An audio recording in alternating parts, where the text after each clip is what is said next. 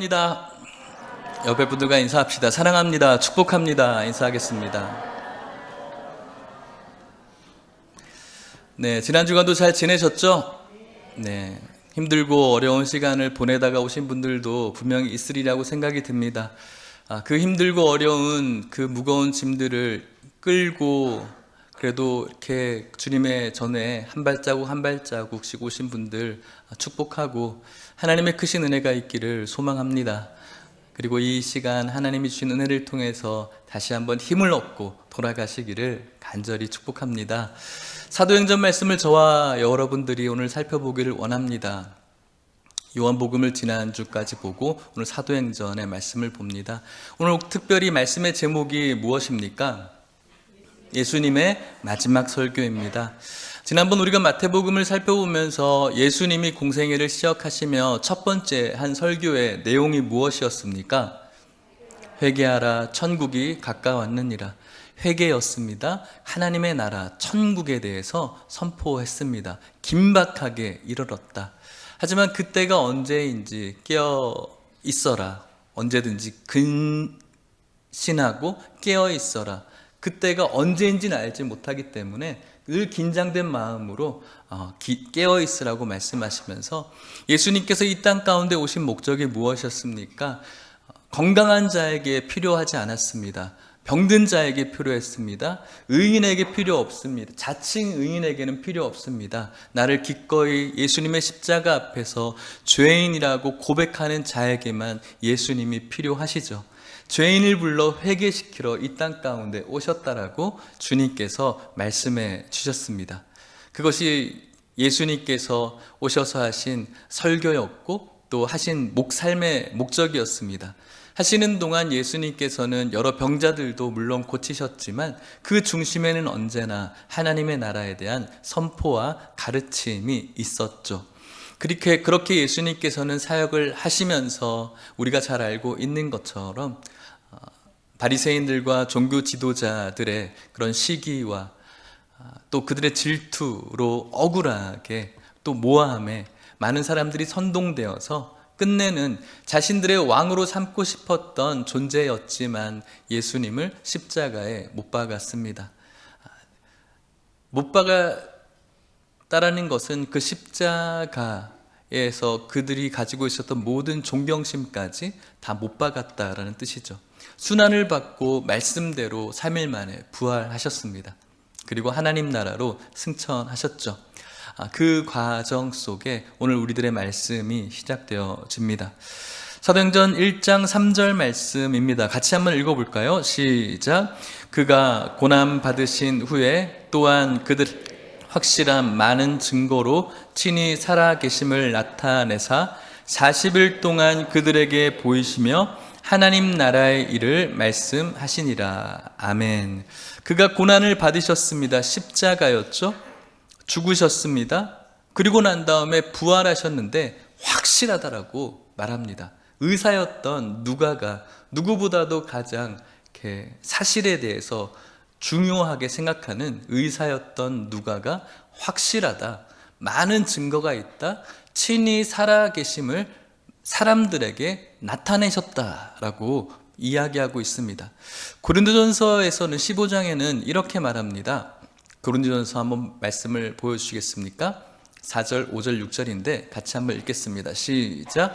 장사 지낸 바 되셨다가 성경대로 사흘 만에 다시 살아나사 게바에게 보이시고 후에 12 제자에게와 그 후에 500여 형제에게 일시에 보이셨나니 그 중에 지금까지 대다수는 살아있고 어떤 사람은 잠들었으며 예수님께서는 분명히 죽으시고 부활하셨다. 게바에게 보이셨다. 그리고 12 제자에게 보이셨다. 그 후에 500여 형제들에게도 보여주셨다. 그 고린도후서를 직접 쓰고 있을 그 당시에 여전히 많은 사람들이 그 증인들이 살고 있었으며 또 여럿은 잠들었다, 죽었다라고 성경은 분명히 기록하고 있죠. 확실한 증거라는 것입니다. 오늘 저와 여러분들이 믿고 있는 하나님으로 믿고 있는 예수 그리스도께서는 분명히 죽으시고 부활하신 하나님이라는 사실을 믿으시기를 축복합니다. 3절 말씀을 다시 한번 자막으로 띄워 보시겠습니까? 살아계심을 나타내셨고 며칠 동안 모이셨다고 말씀하고 있죠? 40일 동안이에요. 저는 어렸을 때 좀 이런 바람이 있었어요. 예수님께서 죽으시고 좀 오래 사셨으면 얼마나 좋았을까. 죽으시고 좀 제자들과 조금 오래 계시든가 아니면 늙어서 올라가셨으면 얼마나, 연세가 많이 들으시고 올라가셨으면 얼마나 좋았을까. 왜냐하면은 그렇게 오래 계시면 더 많은 사람들에게 보여줄 수 있고 또 여러 가지의 그런 능력이 있었기 때문에 정말로 복음 전하는데 효과적이지 않을까라는 생각을 하게 됩니다. 여러분들 그런 생각 없으세요? 할만하죠? 그러면 예수님께서 더 오래 계시면 얼마나 좋았겠습니까? 이런 의문이 저에게 있었어요. 그런데 성경은 분명히 이 40일 동안이라고 분명히 이야기를 하고 있어요. 40일이라는 숫자는 성경에서 여러 군데에 나오고 있습니다. 40일, 40이라는 숫자. 이스라엘 백성들이 애굽을 탈출하고 몇 년 동안? 40년 동안. 예수님께서 금식을 며칠 동안? 40일 동안. 모세가 율법을 받으러 며칠 동안? 40일 동안. 엘리야가 로뎀나무에서 호렙산까지 며칠 주야를? 40일 주야를. 40에 대한 숫자가 계속해서 많이 강조되어지고 있어요. 이 40이라는 숫자는 성경에서 완전한 숫자를 가리키고 있어요. 충만한 숫자를 가리키고 있는 것이죠. 그러니까 이 40일이라는 이 시간은 예수님께서 부활하셔서 제자들에게 자신이 하나님됨과 또 하나님 나라에 대한 이 충만함을 가리키기에 충분한 그리고 완전한 그런 날이라는 것을 성경에서는 이야기해주고 있는 겁니다. 우리의 어떤 기대와 바램과 우리의 합리와 실용이 있는 게 아니라 하나님 바라보시기에 이 40이라는 것이 굉장히 충분하고 충만한 그런 날이라고 생각하고 있는 겁니다. 그렇기 때문에 그런 의심이나 또 그런 생각은 단순히 우리 머릿속에만 있는 그런 지극히 인간적인 수준의 생각인 것이죠. 40일 동안 예수님께서 그들에게 자신을 보여주셨고 무엇을 말씀하셨습니까? 성경에 보면 하나님 나라의 일을 말씀하셨어요. 승천하시기 40일 동안 예수님께서는 그들에게 자신이 죽음에서 살아난 무용담을 이야기하지 않으셨어요. 여러분들에게 뭔가 커다란 충격적인 일이 있어서 막 구사일생으로 살아났다면 사람들에게 어떤 이야기를 하실래요? 와, 내가 그때 죽을 뻔했거든?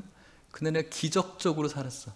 와, 내가 그때 이렇게 안 했으면은 못 살았을 거야 라고 하면서 자신의 또 무용담을 이야기하지 않겠습니까?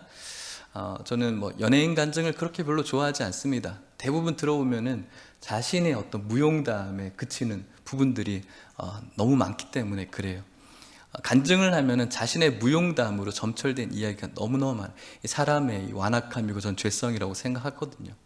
예수님께서 봤지? 내가 3일 만에 분명히 부활한다고 그랬지? 나 얼마나 대단한 사람인지 알겠지? 이게 아니었어요. 예수님께서는 자신의 공생의 기간 동안 했었던 그 일, 하나님 나라를, 천국 복음을 선포하셨었죠. 40일 동안도 예수님께서 하신 일은 하나님 나라의 일을 말씀하셨어요. 왜요? 가장 중요한 것이기 때문에. 그런데 이것은 예수님께서 계속 공생의 기간 동안 하셨던 일이에요. 예수님은 언제나 자신의 시선이 하나님의 나라에 있었어요. 그런데 예수님과 가까웠던 제자들과 이스라엘 백성들은 그들의 초점은 늘 이 땅의 나라에만 있었던 거죠. 예수님께서는 계속 천국에 대해서 이야기하는데 제자들은 예수님 나라가 이 땅에 오면은 내가 어떤 자리 맡을까? 그것에 대해서 싸우고 있었어요. 예수님께서는 하나님 나라에 대해서 이야기하시며 자신을 생명의 떡으로 말씀하시는데 5,000명을 먹이시는 사건을 경험한 사람들은 이 땅에서 먹을 떡에 대해서만 생각했던 거예요. 예수님은 하늘나라의 떡을 이야기하는데, 영원히 살 떡을 이야기하고 있는데, 사람들은 이 땅에서 그 맛본 오병이어의 그 떡, 그 경험 하나로 이 땅에서 더 배불리 먹고 살아갈 것을 예수님께 기대하고 있는 것이죠. 그러니까 예수님과 이 포인트가 전혀 맞지가 않는 거예요. 예수님이 예루살렘에서 입상하셨습니다. 많은 사람들이 종려나무 가지를 흔들었죠. 오시옵소서, 우리를 구원해 주십시오. 이 로마의 압제에서 우리가 이제는 좀 벗어나고 싶습니다라고 예수님을 환호했어요. 그런데 끝내는 그 환호하던 손으로 예수님을 못 박았어요. 환호하던 중간에 그 사이사이는 예수님은 그들의 환호에 그렇게 마음의 동요가 일어나진 않았어요. 왜냐하면 그 순간도 예수님께서 보고 있었던 것은 그분이 죽으셔야 했던 골고다였을 것이고 하나님의 나라였기 때문에 그런 것이죠. 그런데 여러분, 이것은 그 당시에 그 사람들에게만 적용되어지는 것이 아니라 오늘 우리들에게도 마찬가지예요. 성경은 끊임없이 하나님의 나라에 대해서 초점을 맞추기를 바라고 하나님 나라의 영원한 것에 대해서 가치를 두길 원하는데, 여전히 오늘 우리는 이 당시의 이스라엘 백성들처럼 예수님께서 하나님이 주신 그 5,000명을 먹이신 기적의 떡 하나 붙들고 좀 안전한 떡을 달라고 오늘도 이야기하고, 그것이 오늘날 우리들의 기도 제목의 거의 대부분이고, 더 건강하게 해달라는 것이, 이 땅의 수준에서 벗어나지 않는 것이 오늘 여전한 우리들의 기도 제목인 것이죠. 그래서 우리는 그 당시에 그 사람들을 손가락질 할 것도 없어요. 왜냐하면 우리 역시 계속 이 땅의 수준에서 초점을 맞추고 있다면 언제든지 막다른 상황에서 그 주님의 십자가 앞에 배반할 자들이 우리들의 모습이기 때문에 그런 것입니다. 성경은 하나님 나라에 대해서 계속해서 말씀하고 있습니다. 영원한 것, 영원히 있는 것. 그런데 우리는 끊임없이 이 땅의 것, 건강이 나아지는 것, 더 잘 사는 것, 그게 나쁜 건 아니죠, 여러분. 돈 잘 벌고 건강하고 행복하게 사는 게 나쁜 것이 아니에요. 여러분들이, 저는 개인적으로 여러분들이 돈도 잘 버시고 건강하고 행복했으면 좋겠어요. 그게 나쁜 것이 아니라 거기에 꽂혀 있는 거예요, 우리의 신앙이 계속해서. 그런데 하나님께서는 그걸 원하지 않거든. 예수님께서 많은 사람들을, 병자들을 고쳐주셨습니다. 죽을 병에서 고쳐주셨습니다. 나사로를 살리셨습니다. 지금 2023년 나사로가 살아있습니까? 죽었어요. 그러니까 이 땅에서 있는 것에 우리가 초점을 맞추는 것이 미련하고 어리석은 것이죠. 그 순간 살아나고, 그 순간 고침받고, 그 순간 더 잘 사는 것, 좋은 일이지만, 뭔가 복된 일인 것 같지만 2023년 그때 하나님의 복을 얻었던 솔로몬, 그 영광이 지금 있습니까? 없죠. 왜요? 영원하지 않으니까요. 예수님께서 고치셨던 수많은 병자들 지금 다 죽었어요. 이것만 고쳐지면 내가 살 것 같은데 했던 그 모든 병자들 다 없어요, 지금. 우리는 여전히 이 땅의 것에 초점을 맞춘다면 그들의 삶과 별반 다르지 않다는 것이죠. 예수님께서는 그의 마지막을 하나님 나라를 전하는 것에 다 소비하셨다는 것입니다. 그리고 4절 말씀에 이렇게 말합니다. 사도와 함께 모이사 그들에게 분부하여 이르시되 예루살렘을 떠나지 말고 내게서 들은 바 아버지께서 약속하신 것을 기다려라. 사도들, 제자들과 함께 모였습니다. 그리고 분부합니다. 예루살렘을 떠나지 마라고 말합니다. 이 말 속에 들어가 있는 의미가 있어요. 제자들이 예루살렘을 떠나고 싶었을까요? 떠나기 싫었을까요? 떠나고 싶었겠죠. 그러니까 예수님이 떠나지 말라는 거예요. 왜 그들이 떠나고 싶었을까요? 예루살렘을. 그들도 죽을 것 같으니까. 십자가에 죽을 것 같으니까. 지난 고난주간 여러분들과 나누었습니다. 이 십자가라는 것은 입에 오르기도 거북스럽고 혐오스러운 단어였어요. 그 십자가라는 그 단어는 굉장히 비참하고 저주스러운 그런 말이었기 때문에 감히 입에 올리는 것도 굉장히 구역질 나는 그런 단어였다는 거예요. 그런 곳에 예수님이 죽으셨어요. 그들도 그렇게 될 것 같은 그 예루살렘, 예수님과 같은 그룹이라는 것이 누군가에게 밝혀지게 되어지면 사람들의 선동과 신고로 당연히 그들도 이 십자가에 비참하게 저주스럽게 죽어야 돼요. 그러니까 예루살렘을 떠나고 싶은 거예요. 그동안 예수님과 함께 하면서 그들이 잘 먹고 잘 살았습니까? 그렇지 않죠. 잦은 고생을 다 했습니다. 예수님 역시 인자가 머리 둘 곳이 없다라고 이야기할 만큼 불편한 삶이었어요. 이제 고향으로 돌아가서 그물도 있고 배도 있는 그곳에서 가족들과 함께 보내는 것, 좀 그런 쉼이 있었으면 좋겠죠. 그런데 예수님께서 떠나지 말라는 거예요. 왜요? 아버지께서 약속하신 그것이 예루살렘에 있다는 거죠. 그것이 무엇입니까? 성령이시죠. 5절 말씀 같이 읽어볼까요? 시작. 요한은 물로 세례를 베풀었으나 너희는 몇 날이 못되어 성령으로 세례를 받으리라 하셨느니라. 아멘. 성령으로 세례를 주실 것이다. 보혜사 성령, 너희들을 예수님을 믿게 하고 복음을 가르쳐주고 너희들의 삶의 모든 예수를 믿는 것에 대한 변호와 깨달음과 감동을 주시는 보혜사 성령님을 기다리라는 거예요. 그곳에서 예루살렘 교회가 태동되어지기 때문에, 성령으로 일어난 교회가 시작되어지기 때문에 그런 것입니다.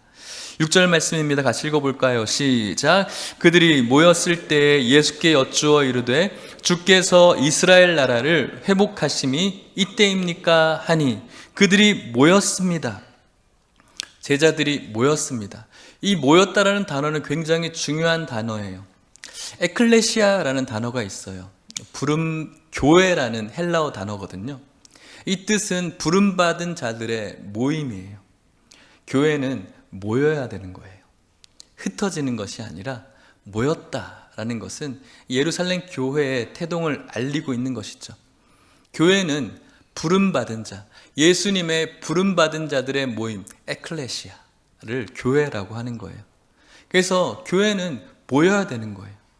그런데 오늘날의 세대는 해체주의죠. 흩어지게끔 만들어요. 나 혼자 할 수 있다라고 생각하고 계속해서 해체시켜요. 가족도 해체되어지고 있죠. 많은 것들이 해체되어지는 건데 이것은 성경적이지 않죠. 모이는 거예요. 그래서 오늘 이 시간 우리가 모여 있는 것이 바로 교회인 거예요. 이 장소는 예배당이에요. 여러분들과 제가 모여있기 때문에 교회가 되는 거예요. 코로나라든지 여러 가지 크고 작은 문제로 교회에 모이기를 힘들어하고 또 아파하는 성도들도 분명히 있습니다. 가난한 성도라고도 하고 광야교회 성도라고도 하죠. 그런데 여러분, 그것이 우리들에게는 내가 교회에 가지 않는 정당성을 부여하는 이상한 주를 향한 변명으로 변질될 수가 있어요. 교회는 주님의 부름받은 자의 모임이에요. 모여야 되는 겁니다. 여러분들이 혼자 신앙생활 하는 것, 흩어져서 신앙생활 하는 것, 여러 가지 타당성을 가지고 이야기할 수 있겠지만 사람들에게 상처받고 목사에게 상처받고 여러 가지 이유를 가지고 이야기할 수 있겠지만 예수님께 상처받는 것 아니잖아요. 예수 그리스도를 머리로 삼고 저와 여러분들이 그의 몸으로서 모이는 것이 교회임을 기억하시고, 오늘 이곳에 모여있는 저와 여러분들이 교회임을 기억할 수 있기를 축복합니다. 모여야 되는 것입니다. 모여서 함께 예수 그리스도를 머리로 삼아 함께 예배하고 찬양하는 겁니다. 모이긴 모이는데 예수를 머리로 삼지 않고 그냥 개인적인 어떤 좋아하는 사람들끼리 만나고 싶어서 모이고, 어떤 다른 여러 가지 요즘 선교회들이란 이름으로 많이 모이죠. 무슨 탁구 선교회, 산악 선교회, 선교 이름을 막 좋은 그런 활동이라고 생각이 드는데, 그건 하나의 교회에서 뭔가 모임을 부드럽게 하기 위한 장치이지 그것 때문에 교회에 모이는 것은 교회라고 할 수가 없겠죠. 어떤 한 매력 있는 한 사람을 중심으로 모여지는 것 역시 그것도 역시 교회는 아니에요. 예수 그리스도를 머리로 삼아 모이는 부름받은 모임이 바로 교회인 것입니다. 오늘 저와 여러분들이 교회 되시기를 축복합니다. 이렇게 그들이 모였을 때 예수님께 여쭈는 거예요. 이스라엘 나라에 회복하는 것이 지금입니까? 예수님께서도 부활하셨고 이제 예수님께서 뭔가를 하실 것처럼 그렇게 그들이 생각했나 봐요. 그런데 예수님께서 말씀하셨던 하나님의 나라는 그게 아니었거든요. 여전히 이들은 이 땅에서 뭔가 예수님께서 하실 것을 기대하고 있었던 것 같아요. 예수님께서 무엇이라고 말씀하시냐면은 7절 말씀입니다. 이르시되 때와 시기는 아버지께서 자기의 권한에 두셨으니 너희가 알 바 아니다. 깨어날 때 알지 못, 깨어 있어라. 그 날과 때는 알지 못한다. 그런데 제자들은 여전히 지금입니까? 지금 맞아요? 라고 물어요. 그러니까 예수님께서 때와 시기는 아버지께서 있는 권한이야. 너희들 알 필요 없어. 너희들이 알 바가 아니야 라고 굉장히 좀 강한 어조로 이야기를 해요. 우리는 언제인지 좀 알고 싶어 해요. 언제인지 알고 싶어 하는 것, 저에게도 그런 마음이 있어서 왜 내가 이런 마음을 갖고 있는지 곰곰이 한번 생각해 봤어요. 여러분들도 그렇지 않습니까? 언제 오실지 알고 싶잖아요. 왜 그럴까 생각해 보니 그때를 알면 지금 좀 내 멋대로 살다가 그때쯤 돼서 신앙생활 열심히 한번 해보려는 이 얄팍한 인간의 이기심이 저 안에 있는 것 같고, 동시에 정말 오늘의 삶이 너무너무 힘드니까 그때가 언제인지 너무너무 사모함으로 기다린 그런 마음도 분명히 있는 것이죠. 그런데 여러분, 우리가 그때가 언제인지에 대해서 궁금해하고 그것 때문에 그것에 대해서 신경 쓰는 것, 그것은 성경적이지 않아요. 우리가 정말 궁금해하고 우리가 정말로 알고 싶어 해야 되는 것은 바로 그때가 언제인지를 알기를 원하는 것이 아니라 그때는 분명히 하나님께서 주실 때이고 그때까지 그리스도인으로서 성도로서 어떠한 자세와 어떠한 모습과 어떠한 태도로 살아가야 되는지를 하나님 앞에 물어봐야 되는 거예요. 그것이 바로 성도의 삶이죠. 분명히 성경은 그때와 시간을 알지 못한다, 깨어있으라고 이야기하는데 내가 어떻게 깨어 있어야 되는지, 그때 올 때까지 내가 어떠한 자세와 태도로 성도의 모습을 가지고 가야 되는지를 하나님 앞에 물어야 되는 거예요. 그것이 바로 성경적인 물음이죠. 그래서 예수님께서 말씀하시는 거예요. 8절 말씀이죠. 같이 읽겠습니다. 시작. 오직 성령이 너희에게 임하시면 너희가 권능을 받고 예루살렘과 온 유대와 사마리아와 땅끝까지 이르러 내 증인이 되리라 하시니라. 아멘. 언제인지가 중요한 것이 아니라 그때가 올 때까지 오직 너희는 권능을 받아서 성령을 받아서 증인되는 삶을 살아가야 된다라고 말하는 거예요. 예루살렘과 유대와 사마리아와 땅끝까지 우리들이 가져야 될 주님 오시는 그날까지의 삶의 자세라는 거예요. 언제 오실지 거기에 시한부 종말론에 빠져서 그때를 계속 무서워하고 힘들어하고 하는 것이 아니라 그때를 주 예수여 오시옵소서, 마라나타 주 예수여 오시옵소서라고 사모하는 마음으로 온 예루살렘과 온 유대와 사마리아와 땅끝까지 이르러 증인되는 그런 삶의 자세로 살아가는 것. 예루살렘, 가까운 곳이죠. 가까운 곳에서부터 사마리아는 어떤 곳입니까? 그들이 경멸했던 사람들이 살아가는 곳이죠. 자신들이 미워하는 곳 역시도 복음을 증인된 삶을 보여주는 곳이고, 땅끝, 복음에는 한계가 없는 거죠. 전해야 될 여러 가지 환경을 뚫고 전해야 되는 거예요. 그 증인의 삶을 주님께서 그 태도를 요구하는 거예요. 그런데 여러분, 증인은 무엇입니까? 법적 용어죠. 어떤 사람을 증인이라고 이야기합니까? 들은 사람입니까? 본 사람입니까? 본 사람이죠. 어떤 사건을 목격한 사람이 증인이 되는 거예요. 증인으로 불렀습니다. 그 사건 어떻게 보셨습니까? 보지는 않고 지나가다 어떤 사람한테 들었어요. 이렇게 하면 구속력이 있습니까? 없죠. 봐야 돼요. 근데 주님께서는 증인되래요. 그럼 우리는 무엇을 봐야 되는 겁니까? 예수님을 본 사람들이 되어야 되는 거예요. 예수님 보셨습니까? 실제로 본 사람들은 여기 있으면 안 될 것 같아요. 예수님께서 우리를 만나주셨죠. 인격적으로 만나주셨죠. 경험했죠. 예수님을 영적으로 본 것이죠. 그 경험을 가지고 증인으로 서는 거예요. 어디서부터요? 예루살렘, 우리 가정에서부터. 사마리아, 내가 껄끄러워하는 그 사람에게까지. 땅끝까지. 나에게 한계가 없는 그곳까지. 내가 경험하고 나를 불쌍히 여기시고 긍휼히 여기신 그 십자가의 은혜를 경험한 그 증인으로서 그 사람들에게 이분 나에게 너무나 귀한 분이라고, 살아계신 분이라고, 오늘도 내 삶에 여전히 영향력을 끼치고 영원한 그 생명을 주시는 분이라고, 그것을 목격한 것을 증언하는 것이 바로 증인의 삶이라고 할 수가 있는 것입니다. 그것이 바로 예수님의 마지막 설교. 마지막 설교는 얼마나 중요한 말인지 알겠죠? 마지막으로 이야기하는 것은 제일 중요한 말을 남겨두는 겁니다. 유언인과 마찬가지로 말씀이죠. 9절 말씀은 이렇게 말합니다.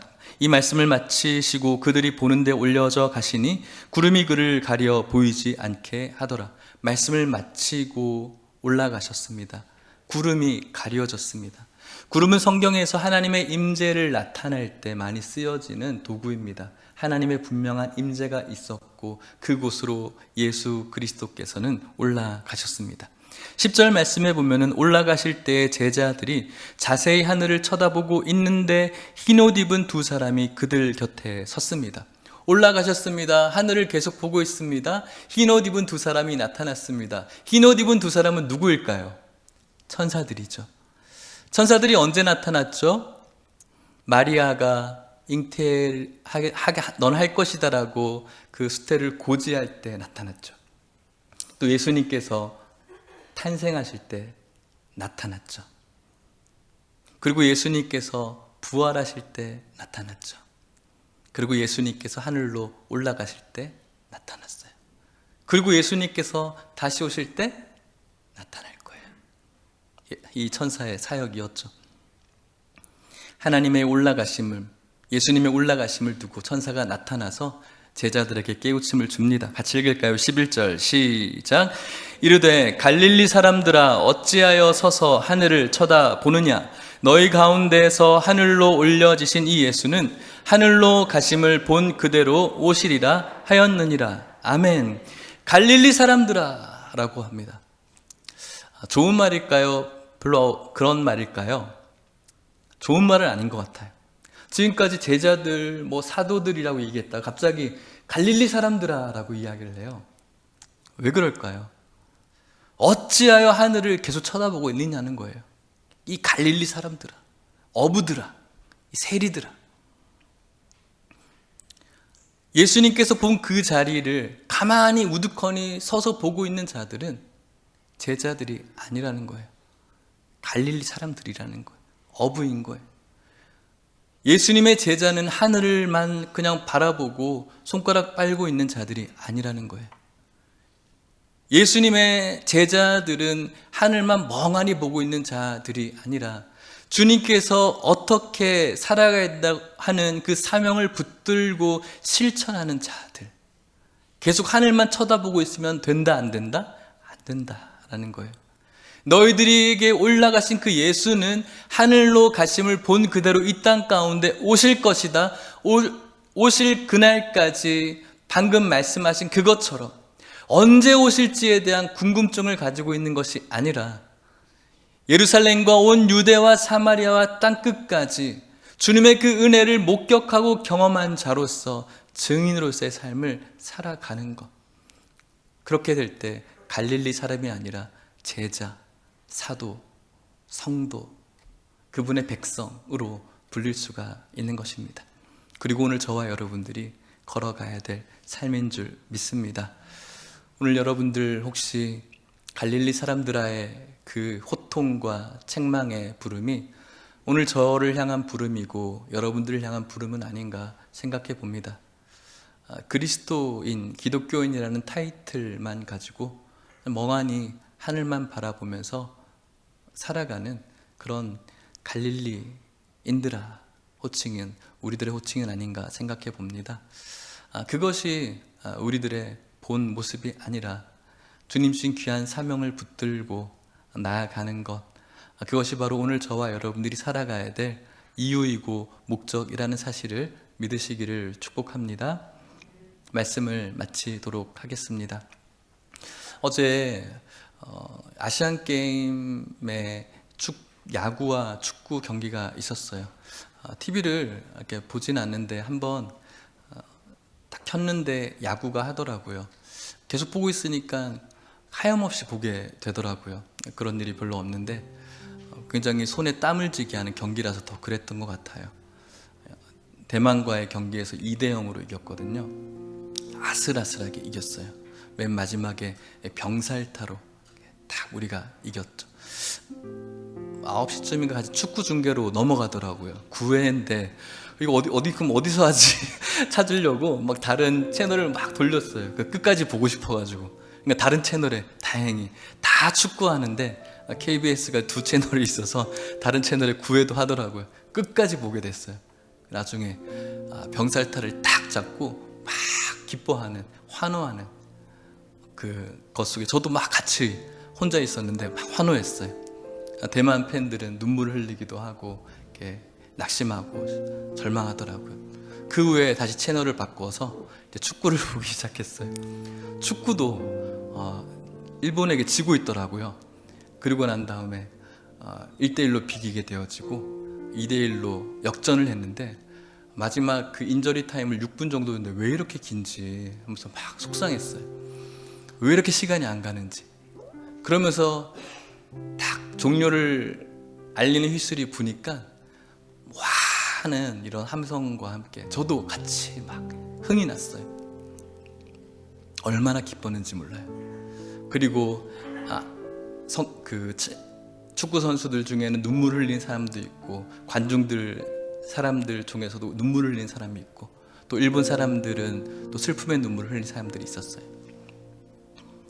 우리 예수님께서는 하늘로 올라가셔서 온 그대로 오실 거예요. 근데 그날 우리의 이 마라톤, 신앙의 마라톤의 승리와 패배가 그때 결정되어질 겁니다. 이것은 진리예요. 분명히 벌어질 일이죠. 그때 우리가 흘려야 될 눈물이 있어요. 이런 작은 이 야구 경기, 축구 경기에도 한없이 기뻐하고 또 모든 것을 잃어버린 것처럼 슬퍼하는 그런 희비를 바라보면서 정말 그때에는 다시는 되돌릴 수 없고 물릴 수 없는 우리 영적인 마지막 경기에 승리자와 실패자가 분명히 나뉘어지게 될 텐데 오늘 이곳에 있는 저와 여러분들에게는 정말로 성경에서 이야기하는 것처럼 슬퍼하며 이를 갈게 되어지는 그런 슬픔의 비애를 가지고 있는 성도들이 아니라 먼 하늘만 계속 쳐다보다가 이 땅의 것만 쳐다보다가 그렇게 살아가는 성도가 아니라 주님 다시 오심을 사모하고 기다리면서 주님의 증인된 삶을 순종하면서 살아가다가 먼 훗날 정말 승리했다, 정말 기쁘다, 행복하다, 집사님도 장로님도 목사님도 성도님도 우리 정말 수고했어요, 정말 수고했어요, 너무 기쁜 날이에요. 그대로 주님께서 나팔 불며 천사장들과 함께 막 오실 때 우리 정말 수고 많이 했어요, 너무너무 행복해요, 너무 기뻐요 라고 막 함성하는 그런 삶이 오늘 우리 예일교회에 나오신 모든 성도님들의 삶이 되시기를 축복합니다. 정말 한 분도 열애함이 없기를 축복합니다. 이렇게 많은 성도님들 모였지 않습니까? 같은 공간에서 똑같은 말씀을 드리고 또 같은 말씀으로 은혜를 받고 있지 않습니까? 그렇기 때문에 한 분도 열애함이 없어야 되는 것이 맞는 것이죠. 실패자가 없어서야 되는 것이죠. 같이 그날 승리의 모습으로 환호하고 기뻐하고 같이 부둥켜 안으면서 눈물을 흘리는, 기쁨의 눈물을 흘리는 우리 모든 성도님들 되시기를 축복합니다. 멍하니 하늘만 쳐다봐서는 안 돼요. 주님께서 주신 마지막 설교의 메시지를 품고 증인된 삶을 살아가야 되는 것입니다. 갈릴리인들아 라고 우리를 향해서 계속 부르시면서 먼 훗날 하나님 나라에서, 천국에서 너희들 갈릴리인들 널 모르는데 라는 어색한 만남이 아니라 정말 수고했다, 정말 너희들이 경기 해내느라고 너무너무 수고했다라고 등 두드림 받는 저와 여러분들 되시기를 간절히 축복합니다. 우리 같이 찬양, 헌신과 다짐의 찬양하고 우리 같이 태신자 작정했으면 좋겠습니다. 나의 모습, 나의 소유.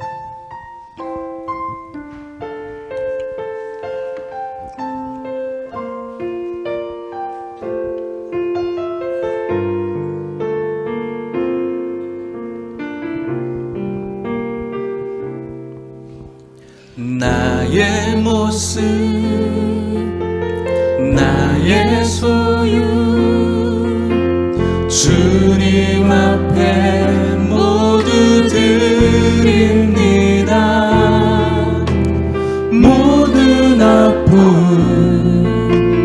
모든 기쁨, 내 모든 눈물 받아주소서. 어제 일과 내일 일도 꿈과 희망 모두 드립니다. 모든 소망, 모든 계획, 내 손과 마음 받아주소서. 나의 생명을 드리니 주 영광 위하여 사용하옵소서. 내가 사는 날 동안에 주를 찬양하며 기쁨의 제물 되리. 나를 받아 나의 생명을 드리니 나의 생명을 드리니 주 영광 위하여 사용하옵소서. 내가 사는 날 동안에 주를 찬양하며 기쁨의 제물 되리. 나를 받아주소서. 우리 시간 잠시 기도했으면 좋겠습니다. 우리가 거둬야 될 열매에 대해서 생각하지 말고 뿌려야 될 씨에 대해서 생각합시다. 그 밭에 대해서 생각합시다. 하나님, 우리에게 예수님의 마음 허락해 주셔서 이 씨를 뿌리는 증인의 삶을 살기를 원합니다. 그런 마음으로 우리 같이 한번 기도하시고 우리 전도 대상자 카드를 작성했으면 좋겠습니다. 우리 같이 기도하시겠습니다. 하나님 아버지 감사합니다. 오늘 우리에게 주시는 귀한 마음들 주님께서 허락해 주셔서 주님께서 주시는 귀한 마음들을 가지고 전도 대상자를 작정하려고 합니다. 하나님 아버지, 우리들에게 예수님의 마음을 품게 하여 주시옵시고 아버지, 그들을 위해서 눈물로 씨를 뿌리는 자 되기를 원합니다. 축복하여 주시옵시고 아버지의 은혜가 넘치는 그런 시간들 되어지게 하여 주시옵소서. 우리의 전도의 야성이 다시 한번 살아날 수 있도록 인도하여 주시옵시고 이곳에 있는 모든 성도들에게 주님의 은혜를 허락하여 주시옵소서. 축복하여 주시옵소서. 한 2분 정도 시간을 좀 드리려고 합니다. 한번 작성해보는 시간을 갖도록 하겠습니다.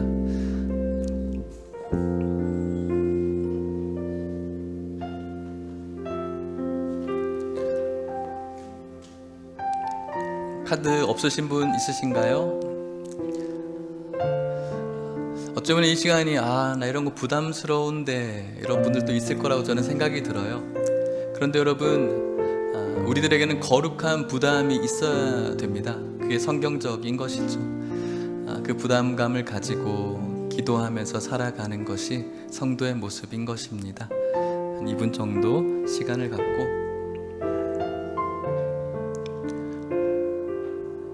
절취하셔서 한 장은 개인적인 것은 가지시고 나가실 때 헌금함에 꽂아주시고, 쓰신 펜은 반납해달라고 요청이 들어왔습니다. 가져가지 마시고요. 꼭 가져가야 되겠다고 생각하시는 분들은 가져가시고 반납해 주시면 좋겠습니다.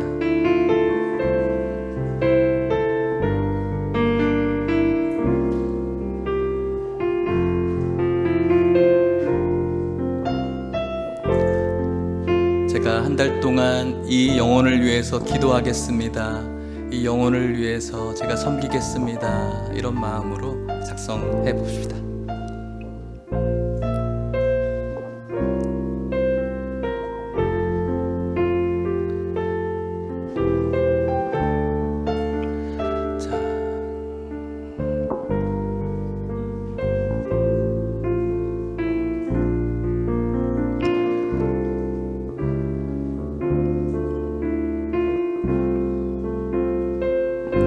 다 함께 일어나셔서 방금 불렀던 찬양 한 번 더 찬양하시고 축도하고 마치겠습니다. 나의 모습 나의 소유 나의 소유 주님 앞에 모두 드립니다. 모든 아픔 모든 기쁨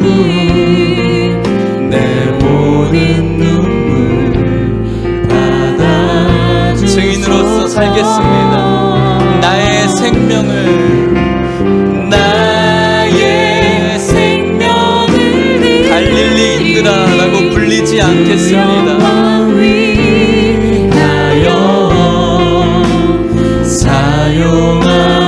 사용하옵소서. 내가 사는 날 동안에 주를 찬양하며 기쁨의 제물 내리 나를 받아주소서. 네, 오늘 다 못 적으신 분들은 남아있는 주간에 계속 주마다 내어주시면 저희들이 같이 그분들을 품고 기도하도록 하겠습니다. 순장님들이나 그 다음 주간에 내주시면 좋겠습니다. 축도하겠습니다. 지금은 예수 그리스도의 은혜와 하나님의 사랑과 성령의 교통하심이 오늘 주신 예수님의 마지막 설교를 가슴에 품고 그냥 하늘만 바라보며 우두커니 서가는 갈릴리인들이 아니라 주님 주신 사명 붙들고 우리의 몸과 마음으로 땅끝까지 나아가며 주님 언제 오실지 사모하는 마음으로 주님께서 주시는 그 마음의 태도로 살기를 결단하며 주님이 주시는 놀라운 축복과 은혜 속에 살아가기를 소망하는 오늘 이곳에 있는 모든 성도님들과 이들의 가정과 사랑하는 하남 내일교회와 다음 세대와 그리고 오늘 작정한 태신자들 가운데 이제부터 영원토록 함께 있을지어다. 아멘.